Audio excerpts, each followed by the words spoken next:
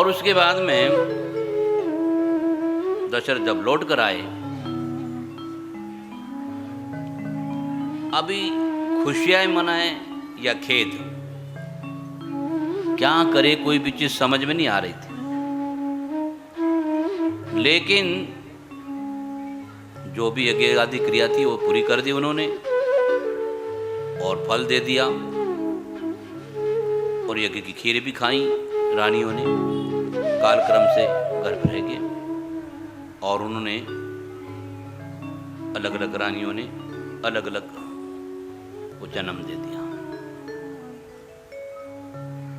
कौशल्या ने प्रभु रामचंद्र जी, कैकेयी ने भरत और शत्रुघ्न, सुमित्रा ने लक्ष्मण को जन्म दे दिया। चारों बालक बड़े सुंदर से बढ़ने लगे। तो सोचने और समझने की शास्त्र की बात यह होती है कि जो काम ज्योतिष शास्त्र जानता है कि 7 जन्म तक संतान नहीं है, लेकिन संतान प्राप्त करेंगे, नहीं होने के बावजूद भी प्रारब्ध को तोड़ मरोड़ के पुत्र देने की बात है, तो उनके पास में वो उपाय तो है नहीं। लेकिन यहाँ जब भगवान को आना होता है तो घटनाएं चित्र विचित्र घटित हो जाती हैं, उसके तरफ ध्यान नहीं देना है। फले न परिचित, परिणाम क्या आया है।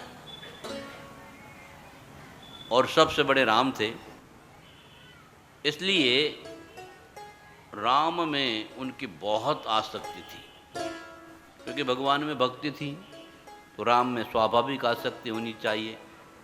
और आसक्ति का अर्थ क्या होता है? संसार में जो आसक्ति है वो आ सकती है और जा भी सकती है, लेकिन जो भगवान में आसक्ति होती है उसका नाम ही प्रेम है।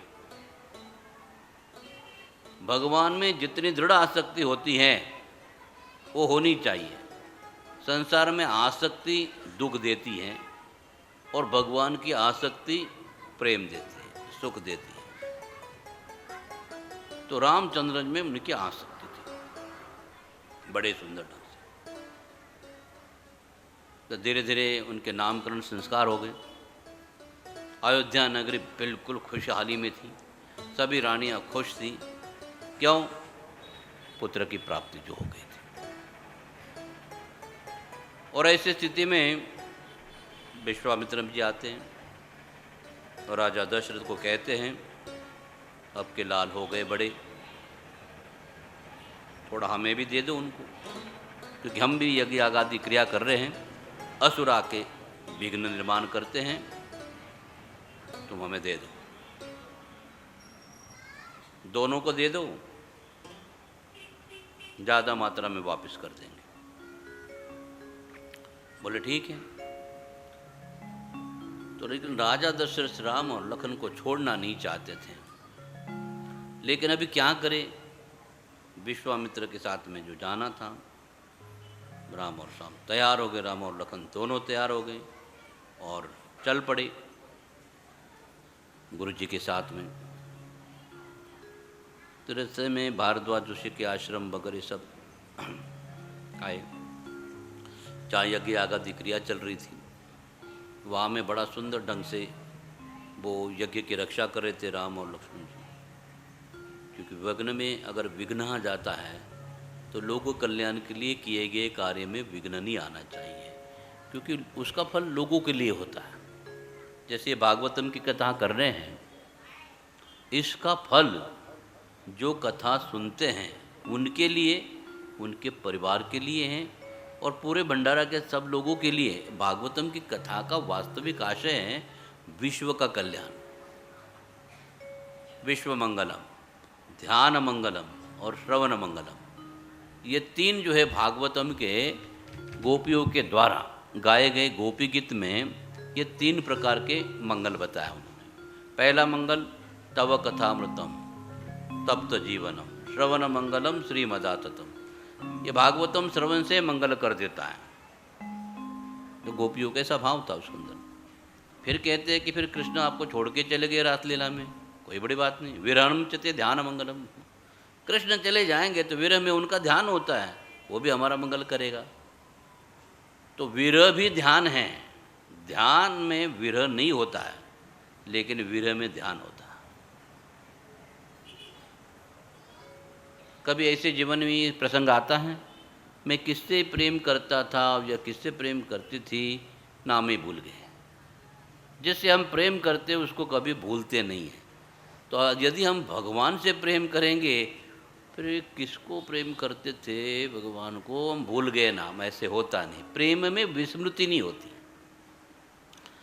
इसलिए गोपियाँ कहती हैं कृष्ण अगर छोड़ के भी चले रात लीला में कोई बात नहीं है, विरणम चते ध्यान मंगलम, वो विरह भी हमारे लिए ध्यान बन जाता है, वो हमारा मंगल ही करता है। और फिर हम सब लोग मिलकर क्या करेगी, विश्व मंगलम, सारे विश्व का मंगल करना चाहती हैं हम। तो भागवतम की कथा जो है सारे विश्व के मंगल के लिए है। सभी विश्व के, कोई भी हो, यहाँ में तुलसी मारने के पेड़ पौधे हैं, यहाँ में इतने लटके हुए फल हैं, गुब्बारे हैं, और इतना बड़ा सुंदर मंडप है, लाइटें, सब इन सब का जो है ये पूरी भूमि, इसका एक एक कण भागवतम की कथा परम पावनी होने के नाते वातावरण सब पवित्र हो जाता। और ये तो राधा रानी का दरबार है, और आप छोड़ के आए घर बार हैं राधा रानी के प्रेम के लिए। तो इसलिए कथा जो है उसका फल कैसा है ये इसमें बता दिया।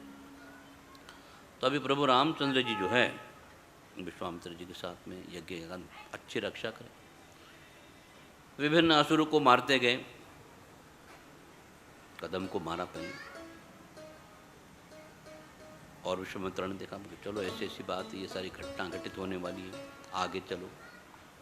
अब देखो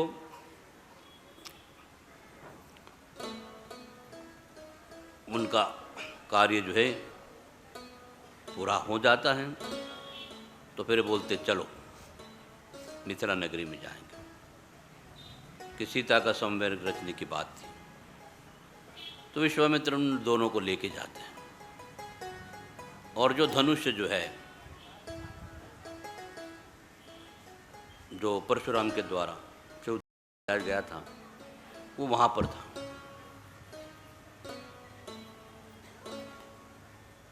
और उसको जो प्रत्यंचा लगाएगा उसके गले में सीता वरमाला डालेगा। बड़ा सुंदर नियम था, अच्छी बात। तो सभी राजा महाराजा आए हुए थे, रावण भी आया हुआ था। प्रसंग को जरा गौर से सुनिए। सब ने धनुष्य को उठाने का प्रयास किया, और 360 वीर ऐसे थे जिनमें 10-10 हजार हाथी का बल था, वो उस धनुष्य को उठा के लेके आए। सभी ने प्रयास किया, टस से मस नहीं हुआ। कोई किसी ने हाथ डालने का प्रयास किया, उंगली अंदर अटक गई, फिर उन्होंने छोड़ दिया, अपना काम नहीं है। रावण को लगा मैं दशानन हूँ, अब देखता हूँ किसी ने भी नहीं उठाया है। फिर पूरा के पूरा कैलाश मैंने उठा के लेके रखा था, धनुष्य क्या है, अभिमानवश आ गया। और उसने उठाया भी नहीं, ऐसी बात नहीं है, पूरी ताकत लगाई, लेकिन वो धनुष इतना इतना वजनदार था, जब उसकी छाती पर गिर गया छटपटाने लगा, बचाओ बचाओ बचाओ कर। फिर सारे योद्धा आ गए, धनुष हटा दिया। तो रावण को पता चला ये धनुष्य उठाना बहुत मुश्किल है, तो धनुष्य नहीं उठा पाए। अब देखो, जब सीता 7 साल की थी, वो धनुष्य को आराम से उठा लेती थी और घोड़ा घोड़ा खेलती थी, चल मेरे घोड़े टिक टिक टिक। 7 साल की सीता जी धनुष्य को अकेले ही आसानी से उठा लेती थी और घोड़ा घोड़ा खेलती थी। अब उस धनुष्य को रावण नहीं उठा पाया, सीता को उठा के लेके जाएगा। सोचने जैसी बात है ना। तो रामायण के जो जटिल विषय हैं उसको हम समझने का प्रयास करेंगे। लेकिन इच्छा आदमी कुछ भी कर सकता है, और भगवान को पता है कि इसके साथ में उसके भाव के अनुसार कैसे व्यवहार करना। तो अभी देखा कोई नहीं, तो मुझे तो ऐसे लगता है कि सभा में कोई क्षत्रिय नहीं है। लक्ष्मण जी आग बबूला हो गई, सावधान, हम लोग जो हैं यहाँ पर। सब लोग देखने लगे, इतने बड़े बड़े योद्धा अगर उठा नहीं सके, ये तो सुकुमार है बालक, एकदम छोटे से हैं, इनसे क्या होगा। फिर जब बात बोली कि ठीक है, हमारे भैया अभी तक यहाँ हैं। फिर रामचंद्र जी मुस्कुराए, सबकी ओर देख लिया, और सीता की जैसे नज़र गई, पहले बगीचा में दर्शन हो गया था, अब दोबारा दर्शन हो गया, और जैसे देखा वो बड़ी मनोमन खुश हो गई। इतना सुंदर बालक, अच्छा बहुत ही सुंदर है वो तो जैसे रामचंद्र जी के लिए लीलया धनुष को उठा लिया,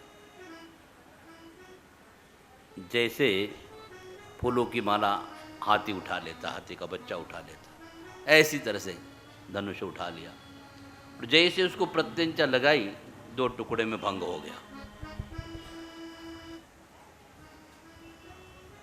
तो सब लोग बोले कैसे हो। उतने में तो आ गई सीता माता, गले में वरमाला डाल दी,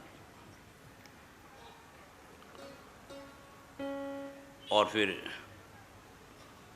लक्ष्मण जी हैं, तब पता चले अवध के हैं, अवध से आए हुए हैं।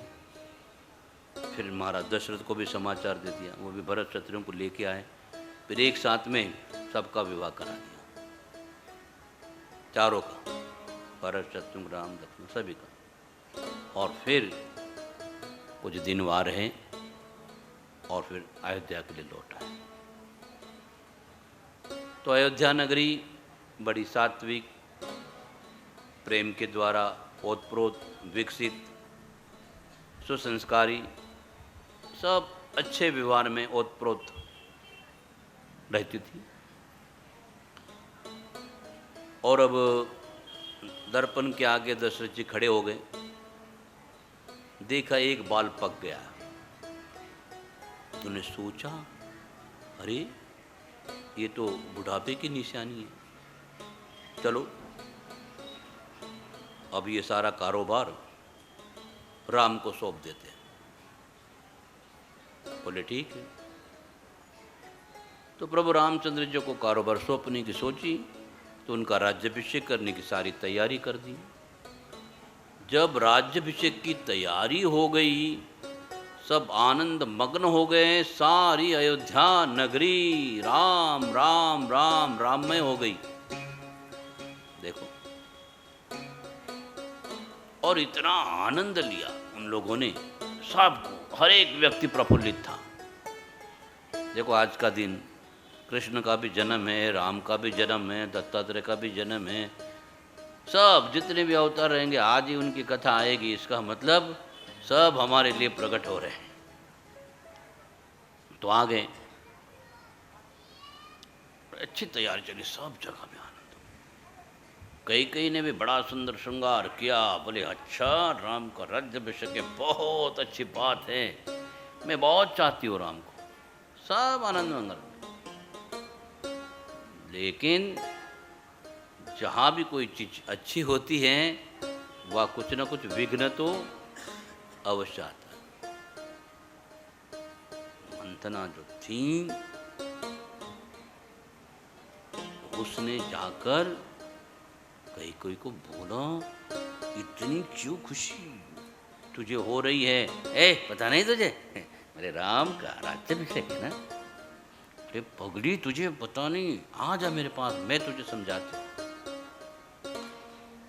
और विशेषता ऐसी थी, भरत और शत्रुघ्न अपने ननिहाल में चले गए थे कुछ दिन के लिए, इसलिए वो वहाँ थे नहीं। लेकिन जब ये प्रसंग शुरू हो गया, उसको लेके गए अंदर में, बोले देख तेरे को पता नहीं है, ये एक बार राम का राज्याभिषेक हो जाएगा ना, तेरा भरत और तेरा शत्रुघ्न, इनको महल में कोई पूछेगा नहीं। और तुझे पता नहीं है, दैवासुर संग्राम में जब महाराज दशरथ युद्ध कर रहे थे, उनकी धुरी रथ की जो है टूट गई थी, तो तुमने उसमें हाथ डाल दिया था और रथ की रक्षा करते राजा दशरथ लड़ते रहे। घाव तो बहुत हुआ, तुम शतरानी सहेली।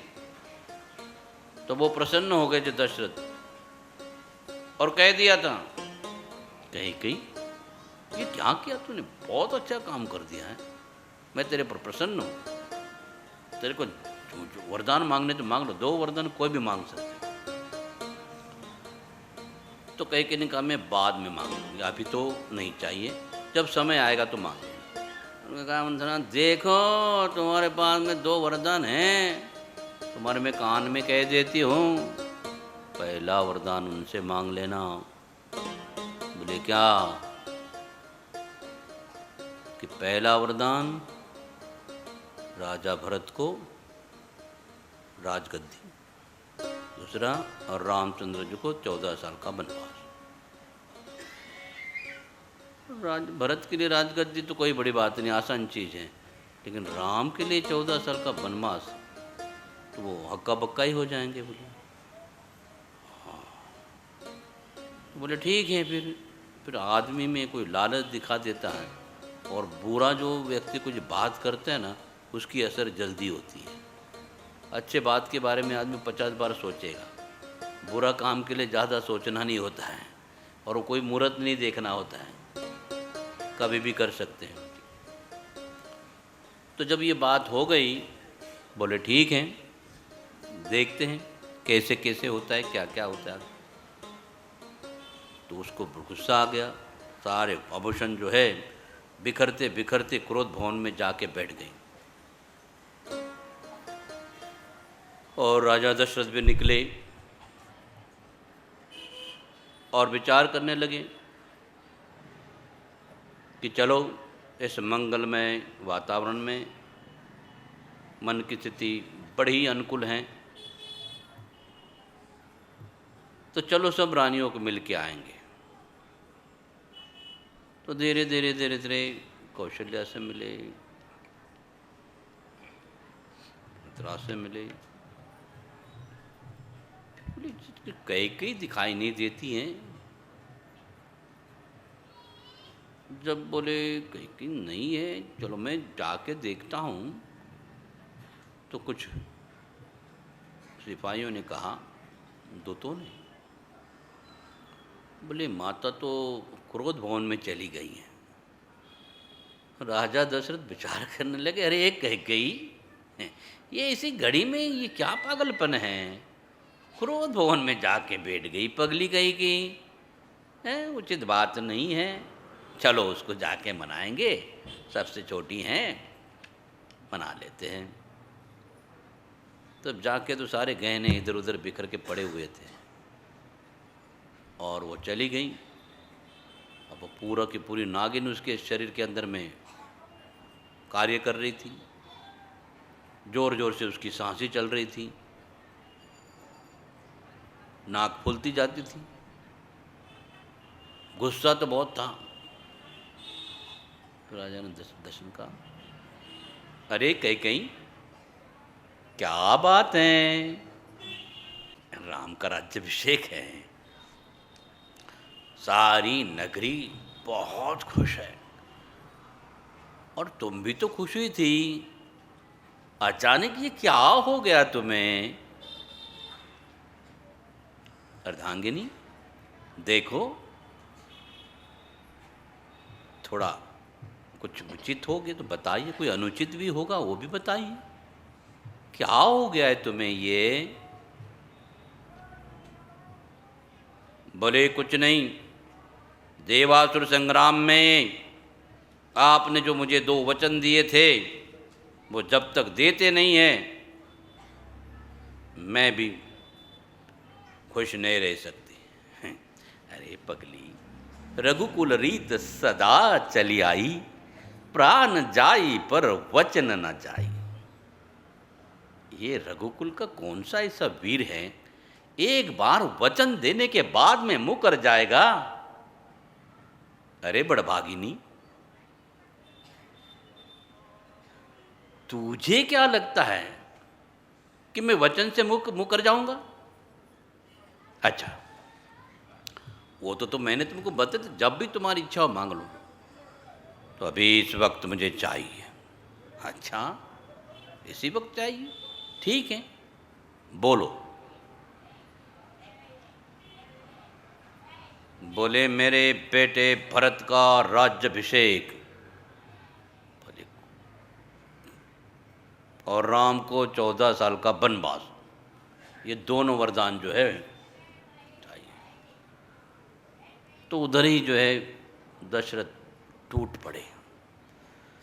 भरत के लिए ठीक है, राजा बनाना कोई नहीं बात, मेरा राम इतना प्यारा, इतना न्यारा, और उसके लिए एक दो नहीं, कोई कारण नहीं, उसकी कोई गलती नहीं, और इसने सुअवसर पर इसने बोल दिया उसको 14 साल का वनवास। तो दशरथ टूट ही गए। फिर प्रभु रामचंद्र जी जो है वो निकले, अपनी माता को नमस्कार किया और सुमित्रा को जी नमस्कार किया और बोले कई के महल में गए तो बोले वो है नहीं यहाँ पर, और महाराज जी अभी अभी कई महल की ओर ही चले गए क्रोध भवन में। बोले अच्छा, दोनों वहीं मिलेंगे, चलो चलो चलो चलते हैं, बहुत अच्छी बात है। जैसे वो पहुंच जाते हैं तो देख लेते हैं पिताजी असहाय अवस्था में पड़े हुए हैं और माता बड़ी क्रोधित है। रामचंद्र जी कहते हैं पिताश्री जरा बताइए किस बात का खेद है, आप इतने दुखी क्यों हो, और आसन आपके लिए विराजमान होते हुए भी अब इस फर्श के ऊपर गिर पड़े हो, वो भी किसी एक दास के भांति। अगर कोई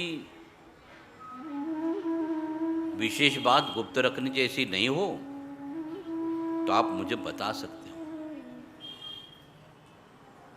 बोले राम, ओ राम, क्या बताऊं, मैं तो तुझे मुंह दिखाने के लायक भी नहीं रहा। तेरा ये दशरथ बहुत गिर चुका, इतना गिर चुका कि समझ में नहीं आता। राम, मैं किस मुख से कहूं, क्या कहूं और कैसे कहूं। राम जी ने कई को प्रणाम किया, माता श्री सादर प्रणाम। वो कुछ बोली नहीं। माता,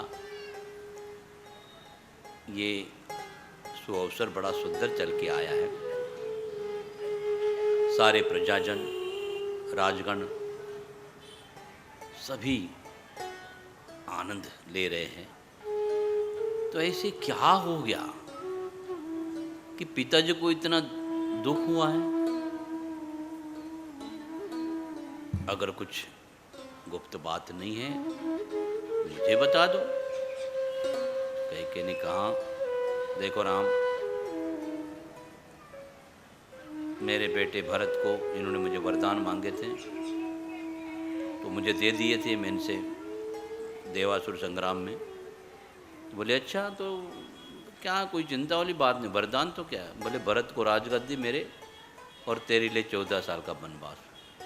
रामचंद्र जी को पहली बार हंसी आई, बड़े गंभीर थे, हंस पड़े। क्यों हंस पड़े? कि उनको पता है कि मेरा अगर राज्याभिषेक हो जाता तो महल का कारोबार मुझे करना पड़ता, लेकिन जंगल में जो मेरे अन्य कार्य जो करने हैं, मेरे भक्तों को जो मिलना है, भारद्वाज ऋषि हैं, और अन्य ऋषि मुनिगण हैं, चित्रकूट हैं। तो इस तरह से जो है नासिक हैं, पंचवटी में जाना, ये सब कुछ को जो जितनी भी मेरी लीलाएं हैं वो बड़ी सुंदर हैं। तो इसलिए मुझे तो बहुत अच्छी बात है। फिर हनुमान जी मिलेंगे, फिर विभीषण मिलेंगे, और भी आगे, क्योंकि वर्तमान भूतकाल भविष्य को जानते हैं वो। तो भक्तों का अगर मिलन हो और राज तिलक और राजगद्दी चली भी जाए, कोई चिंता की बात नहीं। हम भक्तों पर आधीन, मैं भक्तों के अधीन रहता हूँ। तो जब ये बात चली तो रामचंद्र जी पहली बार हंसे ही, बोले मैया बस इतनी सी छोटी सी बात, चलो तुम भरत के राज्याभिषेक की तैयारी कर लो। वो तो ननिहाल में हैं दोनों, उनके दूतों के द्वारा उनको भी समाचार दे दिया, उनको भी बुलवा लिया। और रामचंद्र जी ने तुरंत ही बलकल पहन ले और वनगमन की तैयारी कर दी। कहाँ राज्याभिषेक और कहाँ वनगमन। जब वनगमन की तैयारी कर ली रामचंद्र जी ने, भरत कहने लगा भैया ये क्या है, आप अकेले ही चले जाओगे? नहीं नहीं, मैं भी आपके साथ में आऊंगा। अरे लक्ष्मण ये तो मेरे लिए है। नहीं, मैं आपका साथ नहीं छोड़ूंगा, बचपन से आपके साथ हूं और गड़गी आपकी साथ ही दूंगा। तो बोले ठीक है। तो जब ये बात सीता को पता चल गई, वो तो सजधज के तैयार थी, तो सजधज के तैयार थी, तो उसने देख लिया कि अभी क्या करना है। तो बोले ऐसी ऐसी घटना घटित हो गई है। बोले अच्छा, फिर मैं इस मेले रह के क्या करूँगी? उसने भी प्रोग्राम, मैं भी आपके साथ में आऊँगा। बोले सीता तुम्हारे लिए अच्छा नहीं है, जंगल में बहुत अलग अलग प्रकार की समस्या आती हैं, और तो वरदान तो मेरे लिए, वनवास तो मेरे लिए है। बोले नहीं, मैं अर्धांगिनी हूँ आपकी, आपके साथ में सुख सुख दुख दुख किसी भी अवस्था में मैं जीवन यापन कर लूँगी। बोले ठीक है। तीनों ही बलकल पहन लिए, तैयारी करने लगी। और जो आनंद का वातावरण था पूरे अयोध्या का, सारी नगरी पल भर में शोकाकुल हो गई और सब लोग गर्दन नीचे किए बैठे हैं और रामचंद्र जी जाने की तैयारी कर रहे हैं। सुमंत जो है वो भी वो कार्य कर रहे हैं कि जिसके द्वारा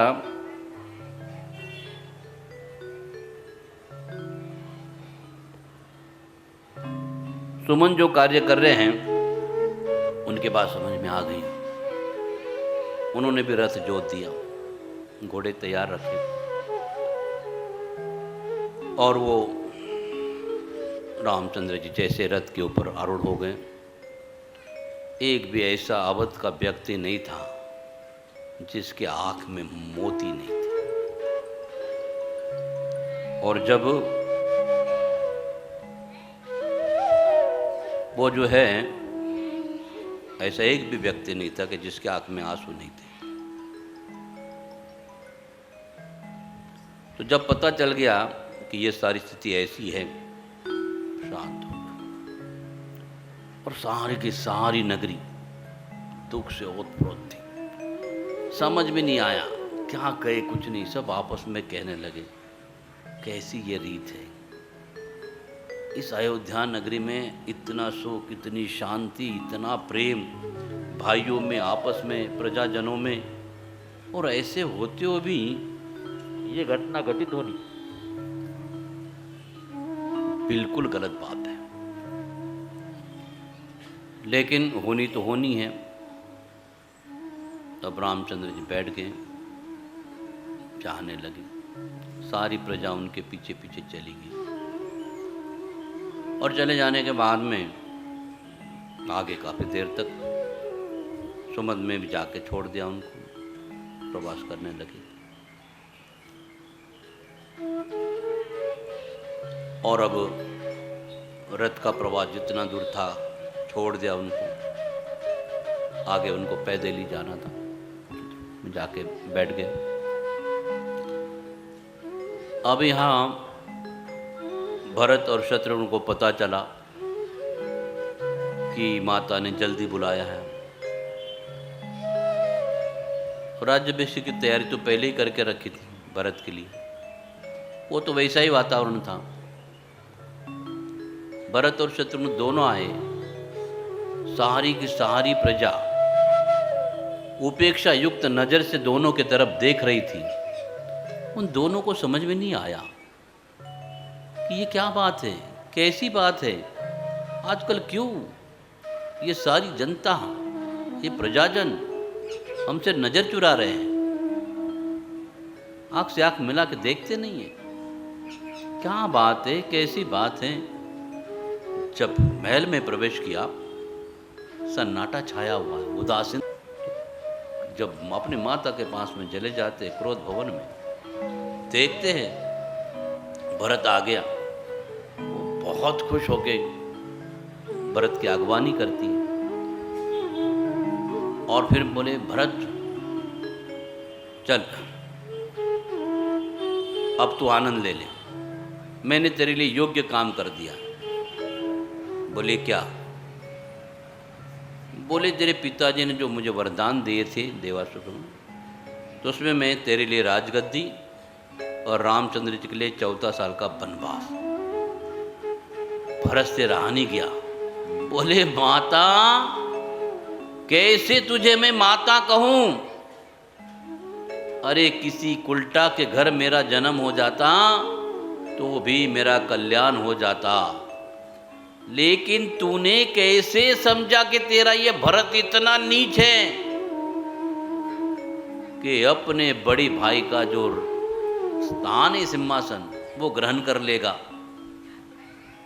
तेरे मन में कुछ भी विचार आ सकते हैं, लेकिन कम से कम मेरे आने का इंतजार करती, मेरा अभिप्राय जो लेती, मेरी उसमें रुचि है कि नहीं। अरे राम कितना मुझसे स्नेह करते हैं तुम्हें पता नहीं है, और हम भाइयों में कितना प्रेम है उसका भी मैया तुम्हें पता नहीं है। तूने तो मुझे किसी काम का नहीं रखा है, किधर भी मुंह दिखाने के लायक नहीं रखा है। कैसे तूने ये सोच लिया? और ऐसी उल्टा बुद्धि तेरे पास में आई कहाँ से मैया? अभी तो मुझे मैया कहने में शर्म आती है। फिर देख तरफ बोले, ये तेरा ही काम है, तूने कुछ उसके मन में डाल दिया। बोले मुझे नहीं चाहिए, मैं कभी भी राज्याभिषेक के अनुकूल नहीं है। और पिताजी को मिलते हैं, पिताजी बोलते हैं, भरत तेरे वचन सुने ही मैंने, मुझे बहुत अच्छा लगा। बड़ा बेटा तो चला गया, लेकिन उसके प्रति तेरे जो विचार जो थे वो मुझे इतने अच्छे लगे, इतने अच्छे लगे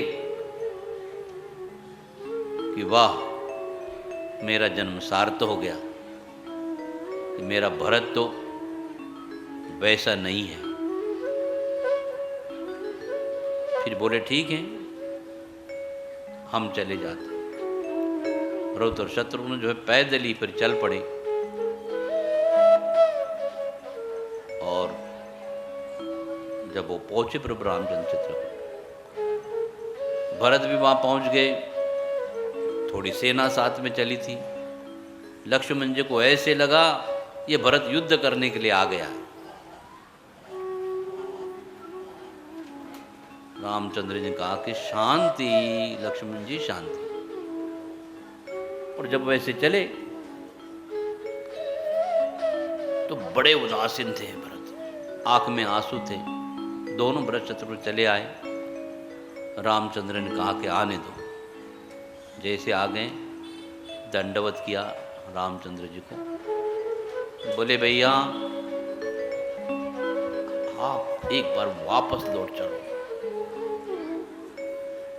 मुझे जो ये राज नहीं चाहिए, मैं आपके बिना जी नहीं सकता।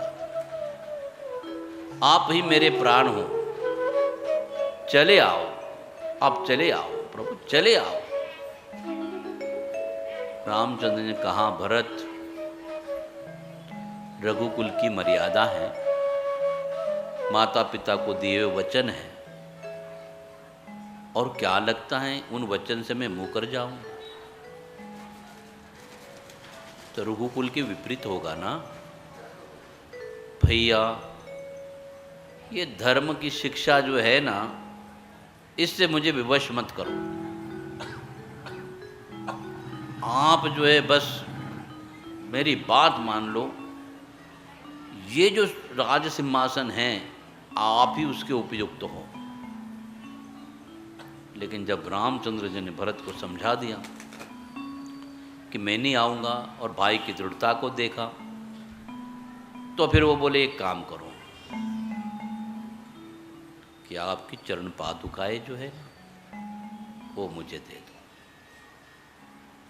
क्योंकि ये चरण पादुकाएं सिंहासन पर रहेगी, और आपकी चरण पादुकाएं ये 14 साल तक राज करेगी अयोध्या में।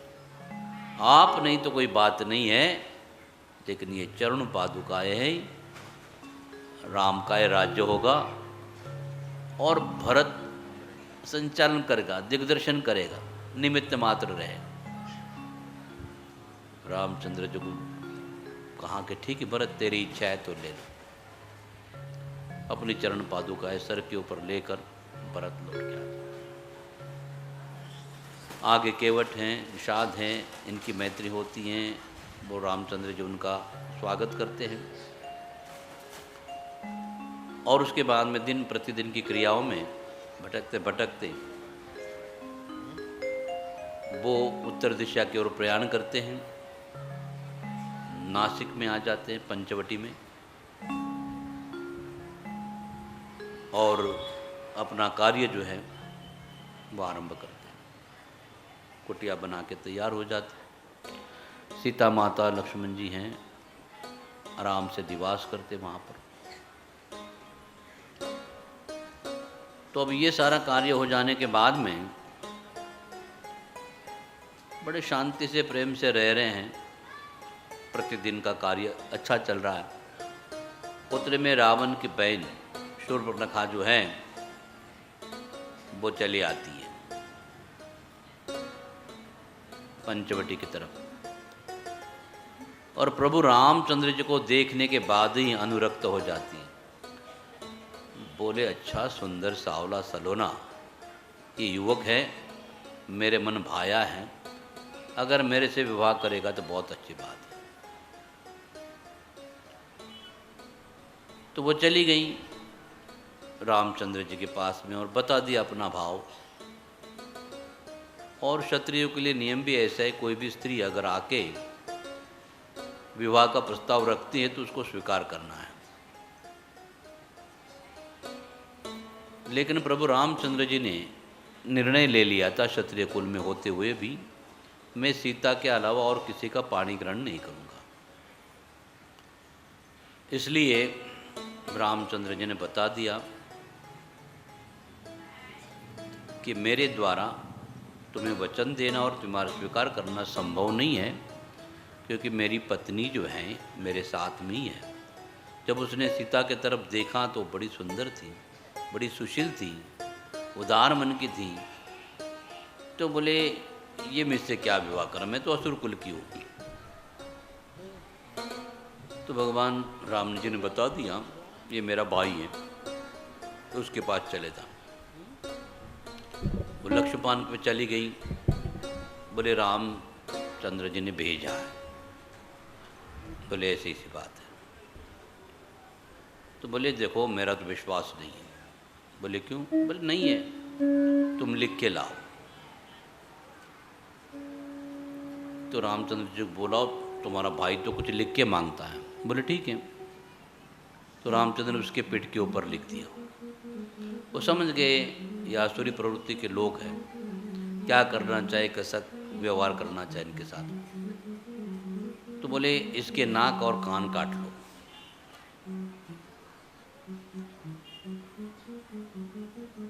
तो लक्ष्मण ने तुरंत तीर ले लिया, उसकी नाक काट दी, कान भी काट दिए, कट गए ना कान। देखो काटने में इतना आवाज आया, असुर का कान था ना वो, तो इस तरह से कट गए। और फिर वो आग बबूला हो गई और चली गई लंका में वैसे आकाश मार्ग से। और लंका में रावण अप्सराओं के साथ में नृत्य कर रहा था, खाना पीना हो रहा था, और ये सीधी वहाँ पहुँच गई। भैया देखो मैं आ गई हूँ, आपकी बहना, अब सुन लो मेरा कहना। बोले अच्छा, ये आ गई बला, है अबला, मेरी बहन है। और इतना आनंद का वातावरण चल रहा था, इसने सेंधक लगा दी। बोले क्या है? बोले कुछ नहीं है, पंचवटी में 2 युवक हैं, उसमें से एक युवक के कहने से दूसरे युवक ने मेरी नाक कान काट दिए हैं। तूने भी कुछ उद्यम किया होगा, ऐसे थोड़ी कोई करेगा। लेकिन वो भी जानती थी अपने भाई का स्वभाव कैसा है। तो रावण ने इतना कोई उसके प्रति ये नहीं किया, अनुरोध नहीं किया, जाने तो आती होता रहता है, कट गई तो कट गई ना, क्या। लेकिन बोला नहीं नहीं, वो उस युवक की जो पत्नी है ना, इतनी सुंदर है, इतनी सुंदर है। जब सीता का वर्णन किया तो बोली ये पहले बोलना चाहिए ना, अब मैं जाऊंगा, कोई चिंता वाली बात नहीं है। क्योंकि सीता के लिए रावण जा रहा था, नहीं कि बहन का बदला लेने के लिए।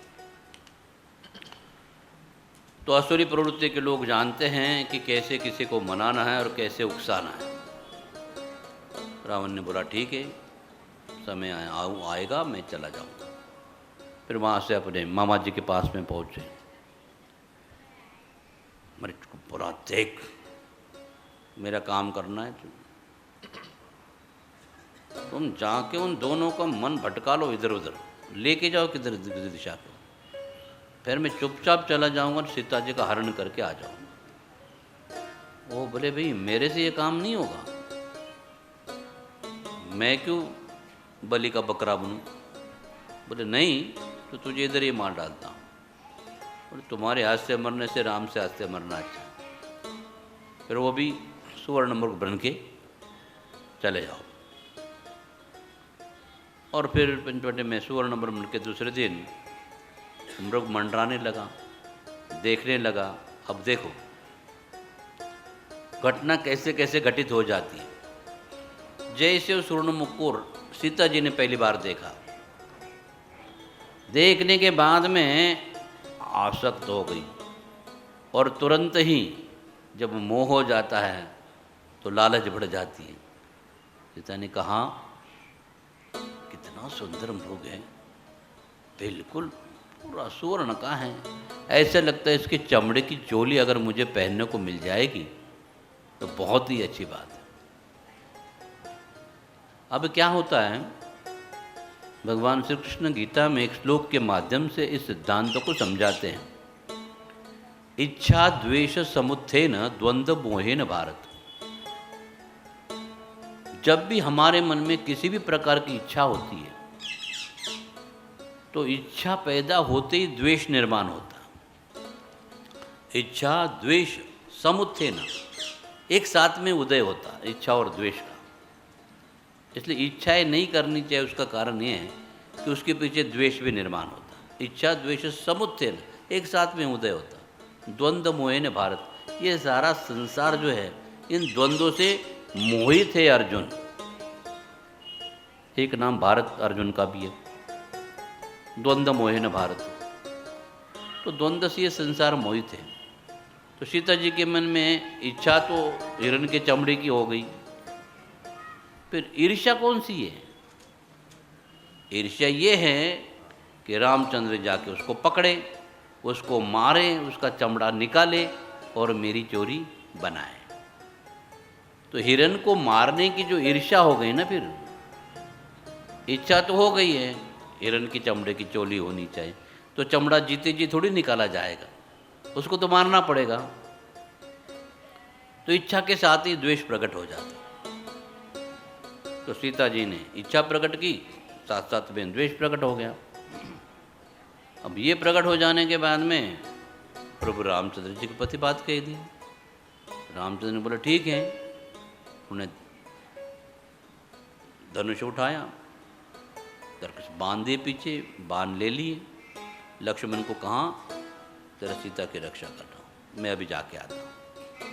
और हिरण भी जो हैं रामचंद्र जी को देखते ऐसे ऐसे अलग अलग प्रकार से चकमा देने लगा, इधर कभी उधर, कभी उधर उधर। और हिरण बड़े चंचल होते हैं, ये तो मायावी था। और रामचंद्र जी को पता है कि मायावी जीव ऐसे ही करते हैं, लेकिन अब सीता ने बात बताई है तो आज्ञा का पालन करना पड़ेगा। जब गए तो बहुत दूर लेके गया हिरण को रामचंद्र जी। जब देखा ये ऐसे भी नहीं मिलता है, वैसे भी नहीं मिलता है, तो तुरंत तर्क से बाण ले लिया और उसको मार दिया। मारने के साथ ही उसका मूलभूत स्वरूप प्रकट हो गया मरीचि का। और बाण लगने के बाद हे राम, राम बोले अरे तुम तो असुर हो। बोले हाँ, रावण मुझे मारना चाहता था और मैं आपके बाण से मरना चाहता था। राम बोले मुझे भी पता है, इसलिए मैं चकमा दे के आ गया। बोले अभी तुम्हें मार दिया। बोले कुछ नहीं, बस आपका मुखारविंद देखते शरीर छोड़ देना। क्या बात है? बोले ये रावण जो है ना, वो तुम्हारी पत्नी का अपहरण करना चाहता है। बोले ठीक है, देखते अभी। तो रामचंद्र जी है ना, जैसे वो तीर मार दिया तो उसने 2 बार आवाज़ दिया था। राम की आवाज़ में लक्ष्मण को आवाज़ दी थी, हे लक्ष्मण, हे लक्ष्मण बचाओ। तो राम की आवाज़ लगे तो लक्ष्मण तुरंत ताड़ गए, राम की आवाज़ नहीं है, उसकी कोई प्रतिकृति कर दी है, लेकिन राम की आवाज़ नहीं। लेकिन सीता को तो विश्वास नहीं था। सीता ने कहा कि जाओ लक्ष्मण तुम भागो यार। तो फिर उन्होंने बोला नहीं नहीं तुम जाओ। ये बोले नहीं, ये नकली आवाज़ है, मेरे भाई को कुछ नहीं हो सकता। सीता ने कहा कि तुम्हारे मन में कोई किंतु परंतु है। तो उस वक्त लक्ष्मण को भी बड़ा बुरा लगा, मात के समान मेरी भाभी हैं और मेरे ऊपर ऐसा लांछन लगाती है। ऐसा लगता है ऐसे भाभी का जंगल में जाकर त्याग करना चाहिए। वो क्रोध लक्ष्मण के मन में था, लेकिन जब सीता ने जब आग्रह किया तो व्यवस्था थी। तो अपने तर्कस से 3 बाण निकाले, अग्नि बाण, और रेखाएं अंकित कर दी। बोले इसके बाहर नहीं जाना, और अग्नि देवताओं को बता दिया कि इनकी रक्षा करना है, मैं राम के पीछे जा रहा हूँ। तो राम की तलाश में लक्ष्मण चल पड़े और रामचंद्र लौट कर आ रहे थे। रास्ते में दोनों का मिलन हो गया। उधर में रावण जो हैं वो साधु का वेश बन के आया, मैं माए भिक्षां देहि। तो जब भी वो दिन जाने लगे, अग्नि देवता ने सोचा अगर ये सीता की मैं रक्षा नहीं करूँगा तो रामचंद्र जी का क्रोध होगा, लेकिन सीता को अभी कैसे रक्षा करे, क्योंकि रावण के आगे तो मेरी दाल नहीं गलती है, बड़ा भयंकर असुर है वो। तो उसने भी योजना बनाई, पूरी ओरिजिनल सीता को अग्निलोक में जाके रख दिया, और दूसरी वेदवती नाम की दूसरी जो सीता थी नकली, उसको असली गहने पहना के बाहर जाने के लिए बोल दी। तो जैसे रावण ने बोला भाई इधर अग्नि निकलती नहीं, तुम बाहर आके मुझे भिक्षा दे दो, तो जो बाहर सीता गई वो नकली थी, क्योंकि असली सीता को, जिस धनुष को घोड़ा घोड़ा खेलती थी, उस सीता को रावण नहीं उठा पाया, वो धनुष को नहीं उठा पाया, तो सीता को क्या उठाएगा। तो सीता का अपहरण करना रावण के लिए मुश्किल था। लेकिन वो आया था साधु के वेश में। तो साधु असली था कि नकली? वो तो असुर था, तो साधु का वेश लिया, वो नकली था, तो उसको असली माल मिलेगा नहीं, उसको नकली माल मिलेगा। उसने जैसे सीता का हाथ पकड़ लिया, उठा लिया। मूलभूत सीता को उठाना रावण के बस की बात नहीं थी, लेकिन हर जीवों की हर प्रकार की इच्छा कैसे पूरी करना है रामचंद्र जी जानते थे। बोले रामचंद्र जी ने वो बात नहीं कही, बोले जाओ ले जाओ। तो लेके गए सीता को, खाली गहने आभूषण जो असली थे। अब ये कब पता चलता है? युद्ध के उपरांत, जब सीता की अग्नि परीक्षा होती तब। क्योंकि रामचंद्र जी जानते हैं लेकिन लीला करते हैं। जब आते कुटिया में सीता नहीं है, विलाप करने लगते, सीते, हे सीते, सीते तुम कहाँ हो? हे सीते, सीते कहाँ हो आओ। अरे वृक्षो, हे पलाश, हे बरगद, आपने सीता को देखा है मेरी? कहाँ गई होगी? कौन लेके गया होगा? भगवान लीला कर रहे हैं। तो लोग बोलते हैं कि देखो कैसा व्यक्ति है, क्योंकि ये पत्नी के लिए इतना विलाप करता है। लेकिन रामचंद्र जी जानते हैं कि मुझे ये लीला करनी पड़ेगी, क्योंकि अभी बहुत सारा कार्य बाकी है। फिर रावण लेके जाता है रथ के ऊपर, तो जटायु बीच में आता है, दोनों का युद्ध हो जाता है। फिर रावण उसको पूछकर तेरी मृत्यु किसकी है? बोले पंख में। बोले तुम्हारी? बोले अंगूठी में। तो उसके पंख काट देते हैं जटायु के रावण, और फिर बोले अंगूठे मृत्यु, तो अंगूठे को चाट मारता है। लेकिन रावण मरता नहीं है, क्योंकि झूठ बोलने में उस्ताद होता है। फिर वो लेके जाता सीता को, अशोक वाटिका में जाकर रख देता है। और यहाँ पर रामचंद्र जी चलते चलते वहाँ आते, जटायु से मिलते, फिर जटायु बताते ऐसी ऐसी बात है। और सीता फिर जाते जाते जो भी गहने डाल देती हैं, वो सारे के सारे गहने से पता चल जाता है कि सीता इसी मार्ग से चली गई है। फिर आगे जाके प्रभु रामचंद्र जी जाते हैं और उनकी विभिन्न प्रकार की लीला होती हैं। रास्ते में हनुमान जी मिल जाते हैं। फिर बोले जय श्री राम। हनुमान जी आ जाते, बोलो मेरे लिए क्या आज्ञा है, कैसे? बोले ऐसी ऐसी बात है। बोले हाँ जी। फिर वो सब लेके आते हैं बाली के पास में, सुग्रीव के पास में। फिर बाली और सुग्रीव का जो है वो पहले से युद्ध चलता रहता है। और जो सुग्रीव की पत्नी तारा जो हैं, वो बाली बड़ा भाई होने के नाते लेके गया था, जबरदस्ती उसको हरा देता है। और बाली को भी वरदान होता है ना, जिस भी योद्धा के आगे, कोई भी योद्धा तुम्हारे आगे आएगा तो उसकी आदि शक्ति तुम्हारे में आएगी, इसलिए तुम्हारी हमेशा विजय हो। तो इसलिए बाली हमेशा जो है जीत जाता था। तो ऐसी जो महिमा थी। लेकिन जो वरदान होते हैं उसकी विशेषता कुछ ऐसी होती है कि सभी को समझ में नहीं आती है।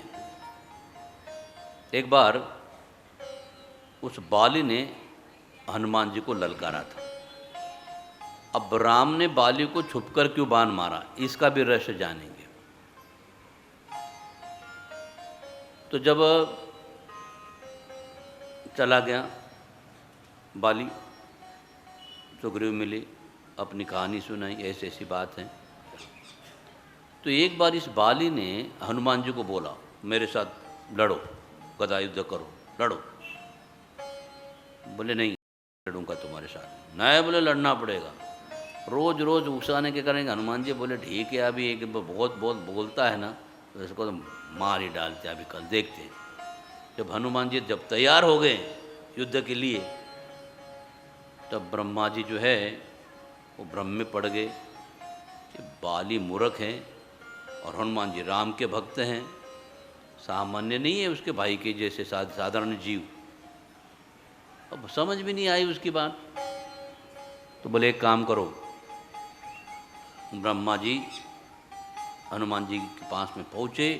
बोले हनुमान जी क्या तुमने भी वचन दे दिया उसको, उसके साथ युद्ध करूँगा करके। अरे आपको पता नहीं है, वो मूर्ख है मूर्ख, आपकी शक्ति का पता ही नहीं उसको। लेकिन आपके पास में अष्ट सिद्धि नवनीति के दाता हो आप, तो तुम्हारे पास में जितनी भी सिद्धियां हैं ना, जितनी शक्ति है अभी, वो बाली को पता नहीं है, इसलिए तुमको ललकारा है।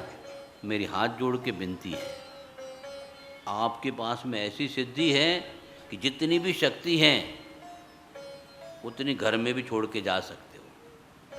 तो बाली को लड़ने के लिए जाना है ना, तो केवल 1% शक्ति लेके जाना, बाकी 99% शक्ति घर में छोड़ के आना। बोले हाँ ब्रह्मा जी वो काम कर सकता हूँ, क्योंकि उसका वरदान है, जो भी योद्धा जाएगा उसकी जितनी भी शक्ति रहेगी आधी उसमें चली जाएगी। तो तुम ये काम जरूर करना।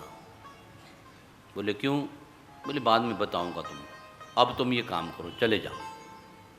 तो हनुमान जी ने केवल 1% अपनी शक्ति अपने पास में रखी, बाकी की घर में छोड़ दी।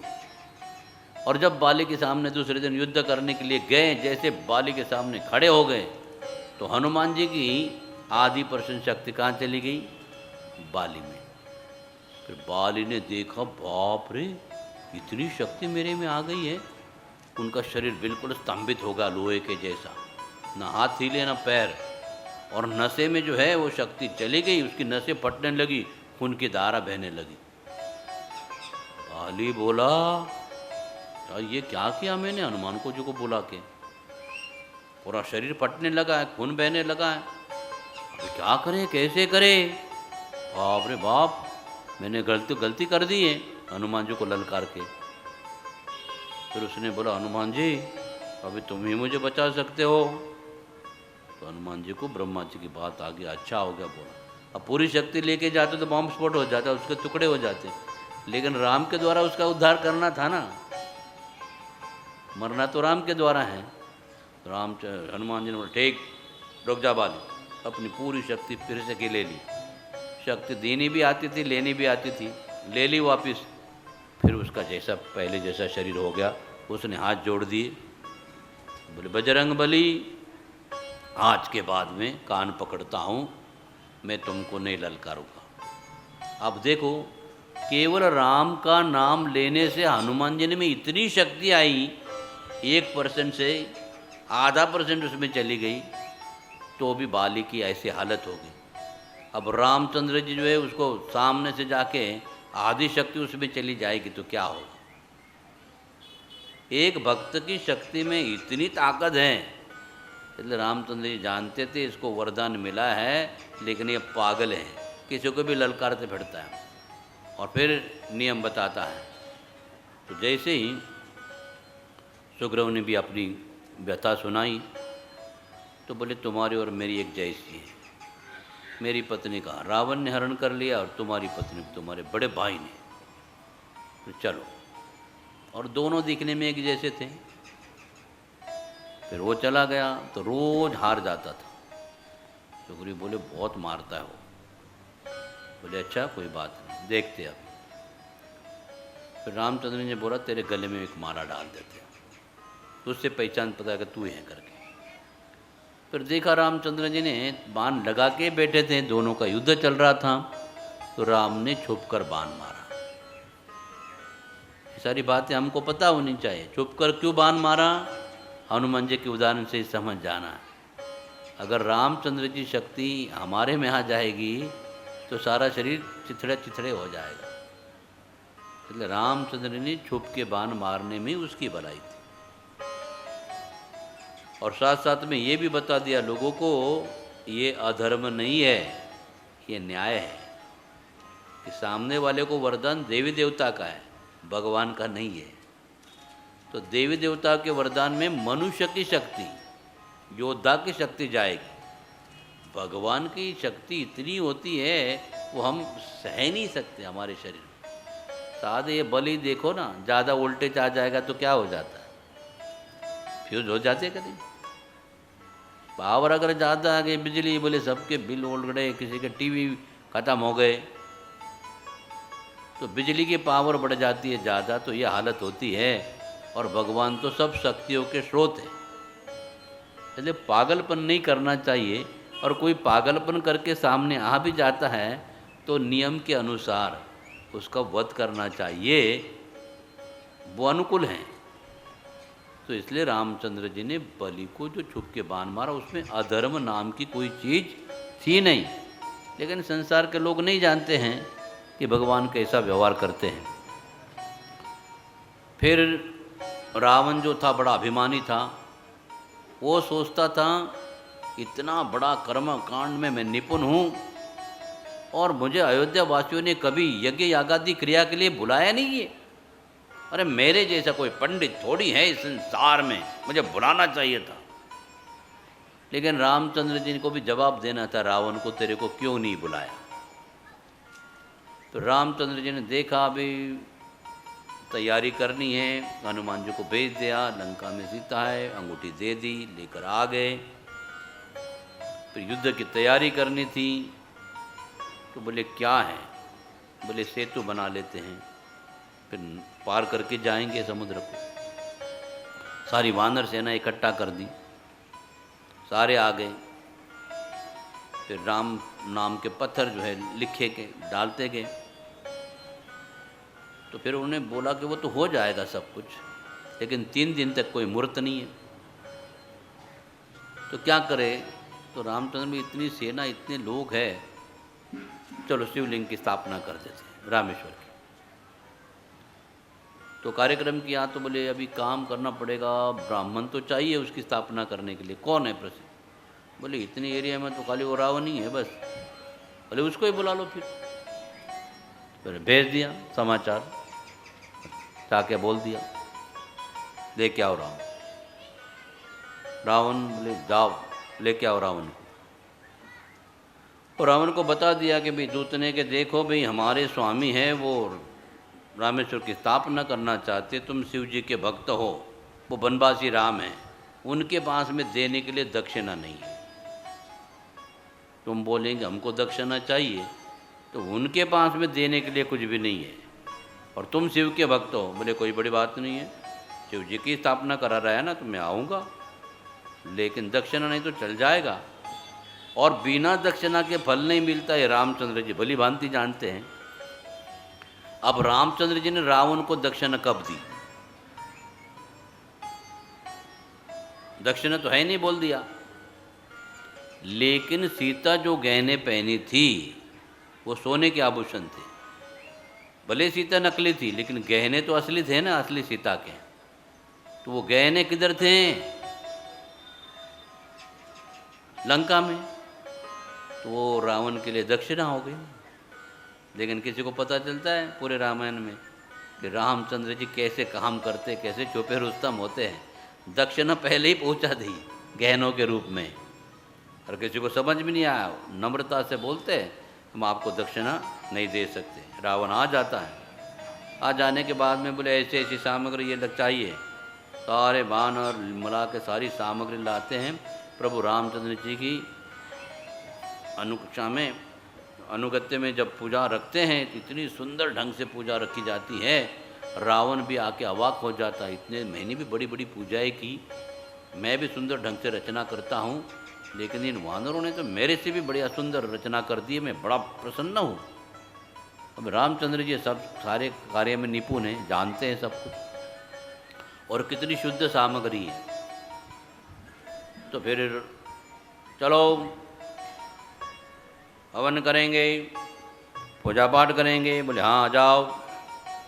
कौन बैठेगा पूजा के लिए? प्रभु रामचंद्र जी ने हाथ जोड़कर कहा मैं बैठूंगा। अच्छा विवाहित हो? बोले हाँ। तो तुम्हारी पत्नी कहाँ है? बिना पत्नी के कोई भी धार्मिक कृत्य सफल नहीं होता है, इतनी भी जानकारी नहीं है। रामचंद्र जी बोले वो तो है। रावण को जवाब दे रहे हैं कि तेरे को अयोध्या में क्यों नहीं बुलाया, पंडित है ना तू। तो हम जवाब देते हैं, देखो रामचंद्र जी की जो है बुद्धि कैसे काम करती है। बोले वो तो है। फिर अंगद जाके कान में बोलता है, वो उनकी पत्नी को कोई नराधम लेके गया। कौन है वो नराधम? कौन लेके गया था? वही लेके गया था। लेकिन बोले कहाँ है फिर? अब जब पता चल गया है, बोले कहाँ लेके गया है? बोले लंका में अशोक वाटिका में। अरे वो तो गधा में हूँ। अब वो रावण चाहे तो जाके सीता को लेके आ सकता था।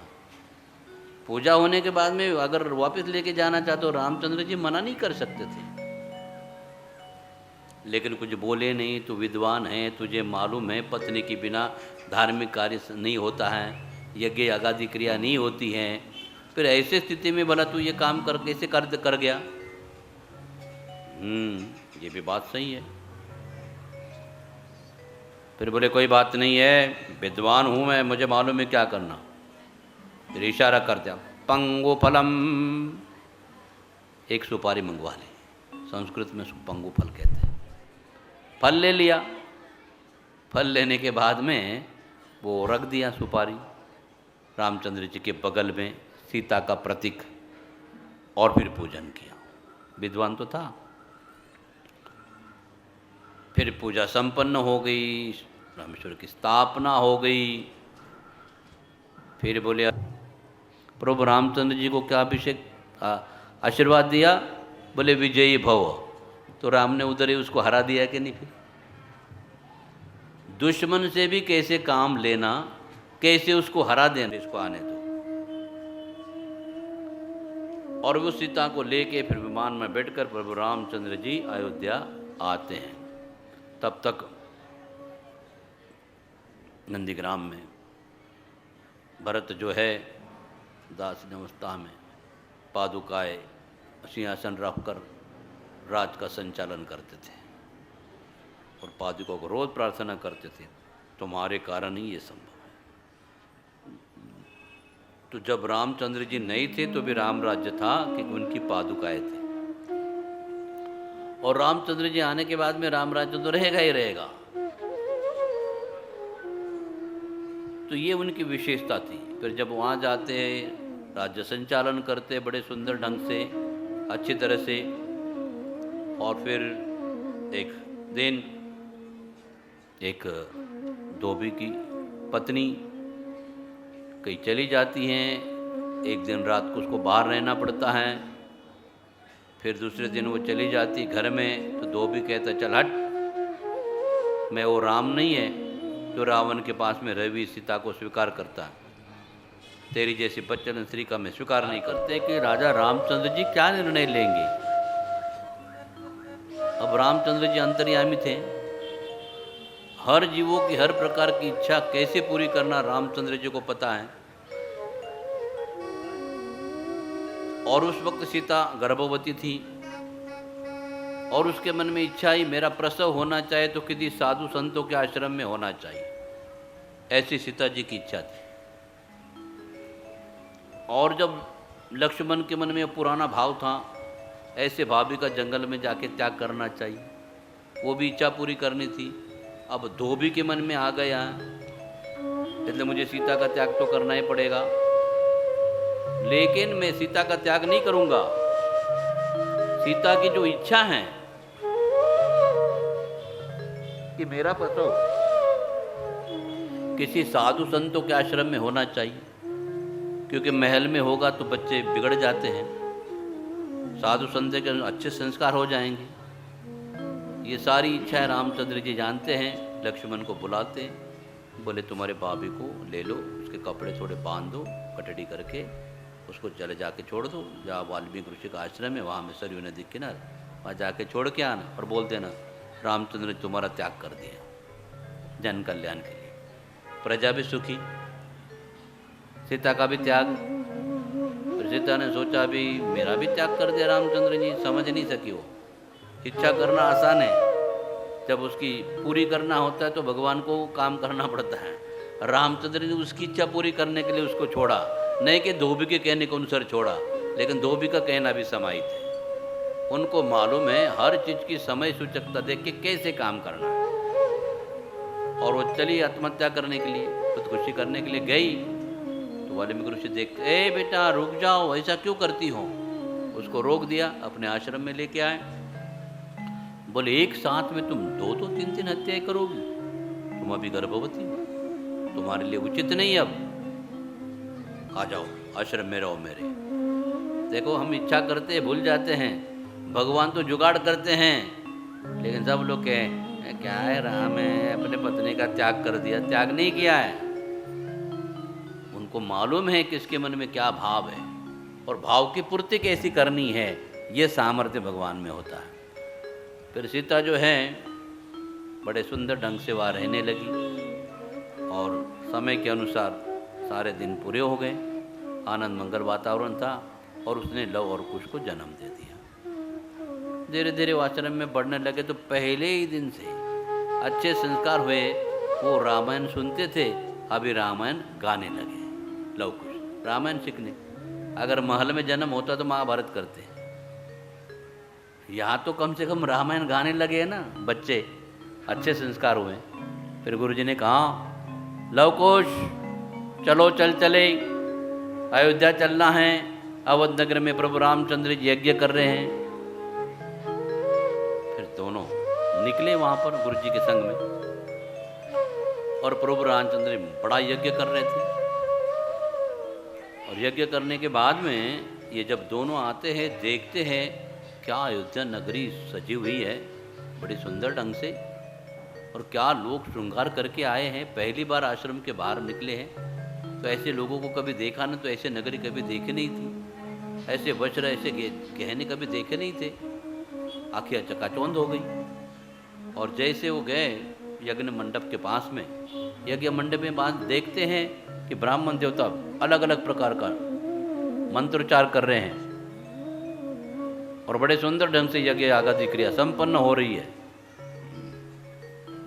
और इस मंगलमय वातावरण को देखने के बाद में जब प्रभु रामचंद्र जी बैठे थे यज्ञ के लिए, उनके बगल में सोने की प्रतिमा थी सीता जी की। सीता की इच्छा थी ना, ये सुवर्ण मुख के चमड़े की चोली मुझे पहनना चाहिए। तो रामचंद्र जी ने वो इच्छा कब पूरी कर दी, कब सीता को सोने की चोली पहना दी। तो ये जो सोने की मूर्ति बना दी है सीता जी की प्रतिमा, उसमें साड़ी भी सोने की, सीता भी सोने की और चोली भी सोने की। पता चला किसी को रामचंद्र जी कैसी इच्छा पूरी करते हैं। तो सीता का सब कुछ सोने का हो गया, खाली चोली सोने की मांगी थी। और ये बच्चे दोनों वहां गए, लव कुश बड़े हो गए खुश, बोले अरे पता नहीं भाई रामचंद्र जी के बगल में ये अपनी माता की प्रतिमा क्यों है। दोनों चले गए, ए लव देखना गाल बिल्कुल माता के जैसे है, बाल भी वैसे है, नाक भी वैसी है, कान भी वैसे, कुंडल भी वैसे हैं, सब कुछ बिल्कुल माता से मिलता जुलता है। तो एक गाल का चुम्बन ले लिया एक ने, दूसरे ने दूसरे गाल का चुम लिया, बोले हैं बिल्कुल माता की जैसा ही है, बहुत सुंदर हैं, गले भी लगे दोनों। तो गुरुजी ने आवाज़ लगाई लव कुश चलो चले, आश्रम नहीं लौटना है। और सीता जी यहाँ पर बावरी हो गई थी, बच्चे नहीं है, काफ़ी समय हो गया। तो आश्रम वासियों ने किया तो गुरुजी के साथ चले गए। बोले कहाँ चले गए? बोले वो अयोध्या चले गए। बोले क्यों? बोले प्रभु रामचंद्र जी यज्ञ कर रहे हैं ना, उसके लिए चले गए। तो सीता के मन में शंका आ गई कि बोले रामचंद्र जी अयोध्या में यज्ञ करते हैं, पत्नी के बिना तो यज्ञ नहीं होता, इसका मतलब रामचंद्र जी ने अवश्य कोई दूसरा विवाह किया हो। ये मन में शंका आ गई और सीता के वचन सुनो। सीता ने कहा ये पुरुषों की जात बड़ी नीच होती है, मुझे वचन दिया था हे सीते तेरे अलावा और किसी का पाणी ग्रहण नहीं करूँगा, लेकिन आप तो यज्ञ कर रहे हैं, मतलब दूसरा विवाह तो किया ही होगा। क्योंकि स्त्रियां समय का इंतजार नहीं करती है। और जो मन में आई शंका प्रकट कर दी। और थोड़ी देर में जब लव कुश लौट कर आए, मैया मैया मैया मैया मैया हम अयोध्या नगरी देख के आए, मैया क्या बताएं, क्या नगरी है, क्या भव्यता, क्या दिव्यता, क्या सुंदरता, क्या सुशील लोग, क्या ब्राह्मण, क्या मंत्रोच्चार, क्या सामग्री। हृदयंगम दृश्य था, बहुत आनंद दिया हृदय को। बोले अच्छा, बोले मैया आपको क्या बताएं, हमने प्रभु रामचंद्र जी को भी देखा, कितनी गंभीर मुद्रा है, कितना सौंदर्य है, कितनी शांत वृत्ति है उनकी, देखते ऐसे लगता कि समाधि लग जाएगी। बोले अच्छा, लेकिन मैया एक बात हमारे समझ में नहीं आई, बिल्कुल आपकी जैसी दिखने वाली है, उनके बगल में सोने की प्रतिमा थी। अच्छा अच्छा अच्छा, सीता को लगा इसका मतलब रामचंद्र ने दूसरा विवाह नहीं किया, सोने की प्रतिमा रखी यज्ञ किया। राम राम, ये स्त्रियों की जात बड़ी नीच होती है, पहले पुरुषों की जात नीच बता दी, मुझे वचन दिया तेरे किसी का प्राणी नहीं करूं, और अभी विवाह कर लिया, अब बोलती है स्त्रियों की जात बड़ी नीच होती है। बोले क्यों? बोले ये जल्दी जल्दी निर्णय ले लेती है, बच्चों के लौटने का अगर मैं इंतज़ार करती तो सच्चाई मुझे पता चल जाती, उसके बाद में मैं कुछ बोलती तो अलग बात है, उसके पहले मैंने बोल दिया तो अपने पति के प्रति जो अभद्र टिप्पणी की है, अभद्र वचन जो मेरे मुख से प्रकट हो गए हैं, तो ये धरती मैं अब वो चाहेंगे तो अभी जा नहीं सकती उनके पास में, अगर मुझे स्थान देना है तो तुम ही देना। तो सीता के लिए काम करना पड़ा। फिर उन्होंने बताया कि मेरे से वो शबरी अच्छी, जब छोटी थी तो साधु महात्मा ने बताएंगे, मातक ऋषि ने उसको कि तेरे घर में राम आने वाले हैं, तो वो शबरी ने पूरा कुंवारापन जला दिया, शादी ही नहीं की, क्योंकि मेरे घर में राम आएंगे, शादी करूँ तो पराए घर चली जाऊंगी। इतना समय का लंबा इंतजार एक शबरी कर सकती है, एक भिलनी कर सकती है, और मैं रामचंद्र जी की पत्नी होकर भी रामचंद्र जी को समझ नहीं पाई है। जब सीता भी रामचंद्र जी को समझ नहीं सकी तो हम क्या समझेंगे? खाक। हमको लगता है कि राम तो ऐसा करते, भगवान का भक्ति करने से ये होता है वो होता है, नहीं, जो भी होता है बड़ा सुंदर होता है, बड़ा अच्छा होता है। तो इसलिए ये रामायण की गाथा है। बाद में फिर से युद्ध के लिए जो है उनका रथ का जो घोड़ा था यज्ञ का, वो लोग कुछ पकड़ लेते हैं, उसमें आपस में युद्ध हो जाता है, हनुमान जी भी आते हैं, सबको लोग कुछ परास्त कर देते हैं, और फिर पूरा जो है रामायण लोग कुछ गाते हैं और पिता को समझा देते हैं, और सब फिर से जो है लोग कुछ को स्वीकार कर लिया जाता है अपने पुत्र के रूप में। सीता बड़ी खुश हो जाती हैं, लेकिन कहती नहीं, वो धरती को कहती है कि धरती माता तुम मुझे स्थान दो, धरती पड़ जाती हैं, सीता फिर धरती में समाहित हो जाती हैं, और रामचंद्र जी साकेत नदी में जाकर और अपने साकेत धाम चले जाते हैं, सरयू नदी में उतर के साकेत धाम चले जाते हैं। तो इस तरह से जो है ये रामायण है। संक्षिप्त ने कहने का प्रयास किया, रामायण का जो कथा होती है वो 9 दिन की होती है, तो इतने समय की कथा होती है तो और भी विस्तार के साथ में कही जा सकती है, लेकिन फिर भी सबका राम जयंती भी हो गई, दत्त जयंती हो गई है, वरा अवतार, कुर्मा अवतार, सबकी लीला कथा हो गई, मोहिनी अवतार। तो इस तरह से भगवान की जो विभिन्न लीला है, एक भजन ले लेते हैं, फिर आगे का कार्यक्रम।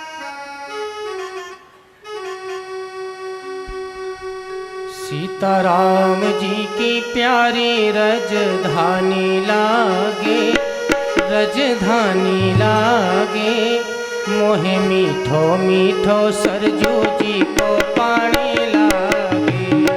सीताराम जी की प्यारी रजधानी लागे, रजधानी लागे, मोहे मीठो मीठो सरजू जी को पानी लागे। सीताराम जी की प्यारी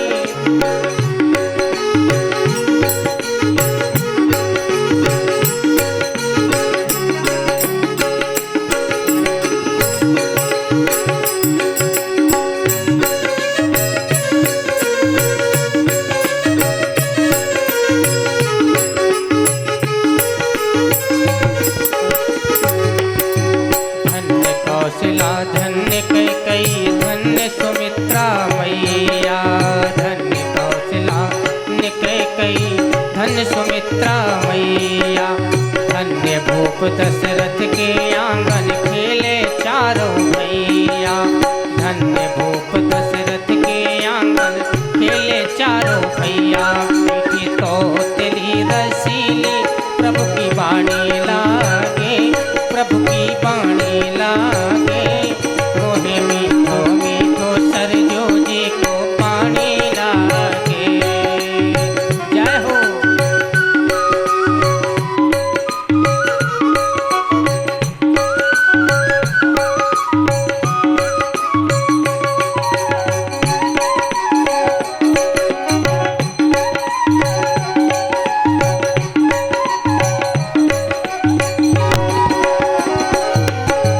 छोटी छामनी रंग महल हनुमान गढ़ी अति सुंदर। छोटी छामनी रंग महल हनुमान गढ़ी अति सुंदर। स्वयं जगत के मालिक बैठे कनक भवन के अंदर। स्वयं जगत के मालिक बैठे कनक भवन के अंदर। सीता राम जी की शोभा सुख खाने लागे, सुख खाने लागे। मोहि मीठो मीठो सरजू जी को पानी लागे। सीता राम जी की प्यारी रजधानी लागे, रजधानी लागे। मोहि मीठो मीठो सरजू जी को पानी लागे।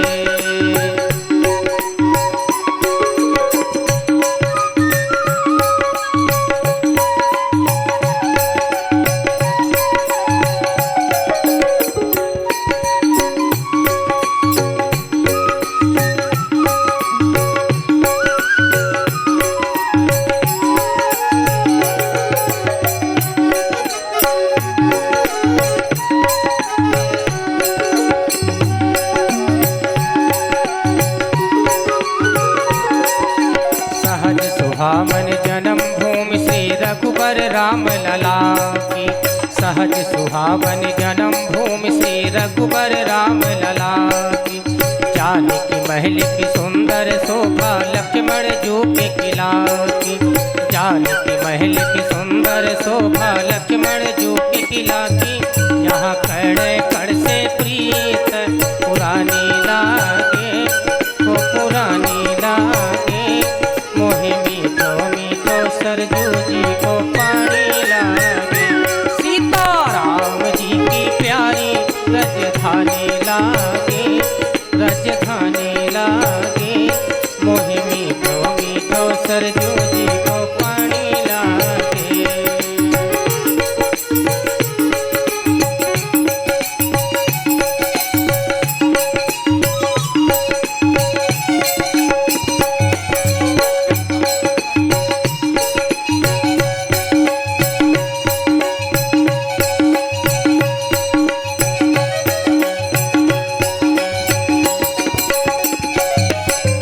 जय सिया राम दंडवत भैया मधुर बाणी बोले।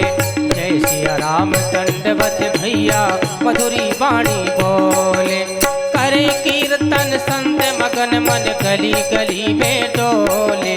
करे कीर्तन संत मगन मन गली गली में डोले। सीता राम नाम की धुन प्यारी लागे, धुन प्यारी लागे।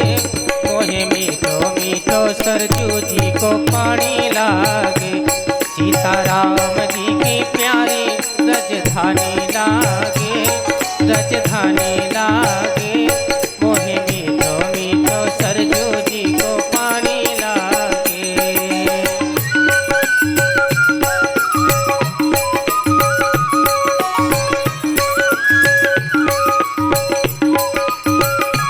जय हो।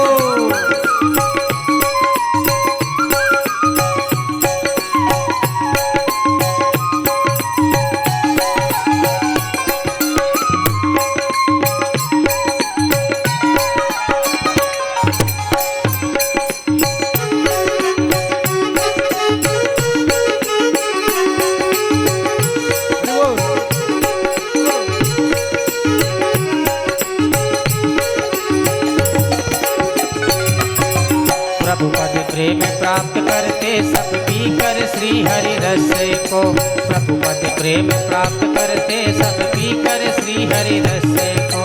जन राजेश रहे नित भय, जन राजेश रहे नित निर्भय, फिकर कहो क्या उसको जिनके माता पिता रघुराज से महारानी राज, सिया महारानी राजे, मोहे मीठो मीठो सरलियों जी को पानी लागे, सीता राम जी की प्यारी रजधानी लागे, रजधानी लागे, मोहे मीठो मीठो सरलियों जी को पानी लागे, सीता राम जी की प्यारी रजधानी लागे, महारानी लागे, मोहे मीठो मीठो सरलियों जी को पानी लागे, सीता राम जी की प्यारी रजधानी लागे, महारानी लागे, मोहे मीठो मीठो सरलियों जी को पानी लागे, मोहे मीठो मीठो सरलियों जी को पानी लागे, मोहे मीठो मीठो सरलियों जी को पानी लागे। सियावर रामचंद्र भगवान के जय। श्री राधे। अयोध्या वासी राम राम राम राम, दशरथ नंदन राम।